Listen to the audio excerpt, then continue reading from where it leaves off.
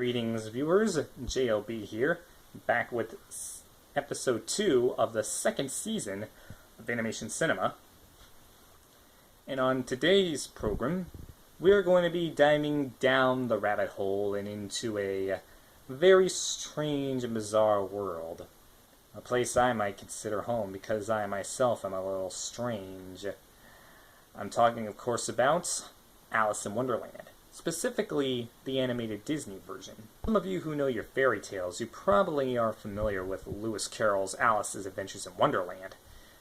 And you're familiar with the story. Young girl follows White Rabbit, goes down a rabbit hole, winds up in a strange and bizarre new world of the imagination, and meets a whole bunch of bizarre characters like the Mad Hatter, the March Hare, Tweedledum, Tweedledee, the Cheshire Cat, the Queen of Hearts, and on and on and on. But rather than talk about the story itself, let's talk about the history behind the Disney version of Alice in Wonderland. It all started way back in 1923. You see, Walt Disney was familiar with the Alice stories because he read them when he was in school. While working at the Laugh-O-Gram Film Studio in Kansas, he created a unsuccessful short cartoon series called The Alice Comedies, which featured a live-action little girl named Virginia Davis in an animated Wonderland. Each of the shorts were loosely based on the books, but unfortunately that project never really went anywhere, sadly.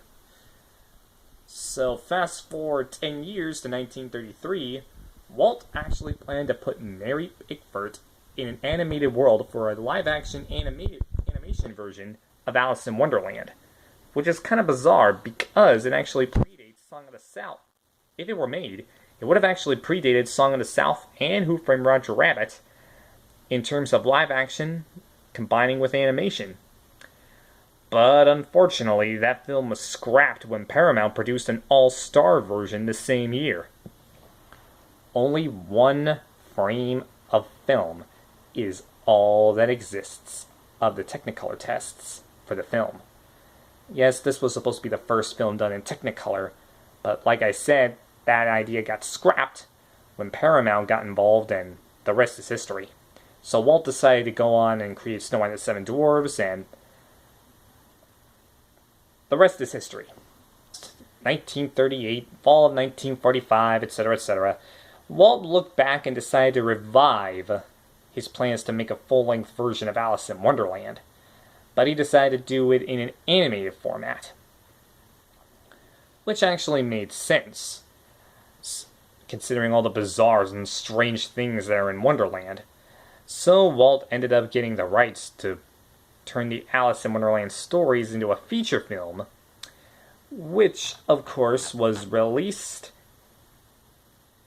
on July 26, 1951, in London for its grand premiere anywhere in the world, and it also premiered 2 days later on July 28, 1951, in New York City. Now, my personal thing about the Alice in Wonderland story, it's actually a pretty good film, and it's inspired many other people, many other studios, to try and do the same thing.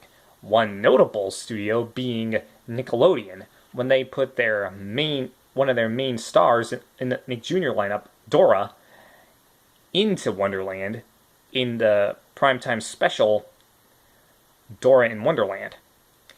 And of course there were many other studios that actually did a version of Alice in Wonderland. But in my mind, they were good tries, but I don't think they'll be able to match the original Alice in Wonderland. Now, as for its cultural impact, well, it wasn't really that popular at first. But Alice in Wonderland really did kick off in the 60s, or as people call it, the psychedelic era, because of all the strange and bizarre things and all the weird colors all over the place.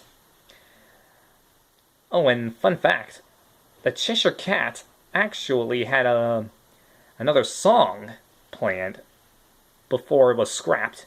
See, he was originally supposed to sing the song I'm Odd, But unfortunately, that idea was scrapped in favor of him doing a sing-song version of the famous nonsense poem Jabberwock.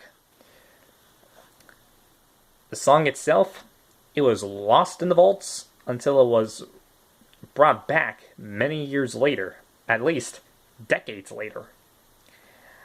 And of course, I personally have a bit of a connection to the Cheshire Cat because, like him, I'm a little bit on the odd side. But in all seriousness, me and the Cheshire Cat were very much alike. And with that being said, that wraps up another episode. Thanks so much for watching, and let me know how you came to know the story of Alice in Wonderland. And definitely let me know if you always wondered what it would be like if you could travel to Wonderland, because I personally did, considering the fact that me and the Cheshire Cat are almost a lot alike. But anyway, thanks for watching. Stay tuned for my next video. Ta-ta!